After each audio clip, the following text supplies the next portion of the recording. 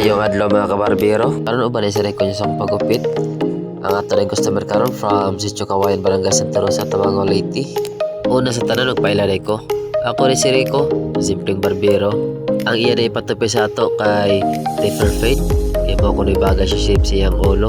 So wala na ko lang na ako nang gisugdan. Ang kiningagupit kay lisod-lisod ay nino. Kaya dapat control lang yung paghagod sa resort. Di juga magpataka og hagod sa resort. Shout out day kan Dave Inot. Salamat sa pagbisita sa ako ang barbershop. Og mo ni resulta siyang gupit nga Taper Fade. Og walang nako di alangana kay di apa si Orlan atong isunod. Kini siya taga Kawayan ra gihapon ni. Siya rin si Orlan Gonzales. Ang iya na ipagupit sa toa kay Burst Fade. Sa katong gusto magpatupi diha visit na mo sa Rico's Barbershop. Ang location Barangay Tugas, Tabango, Leyte along the road.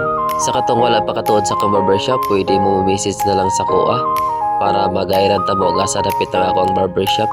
O shout out na sa ako mga followers o sa mga solid customers na ko diha o ilabi na akong Orlan Gonzales. Salamat sa pagbisita sa akong barbershop. Kung nakagusto din mo sa akong mga video, ayan mo kalimot og follow, like and share. Daghang salamat.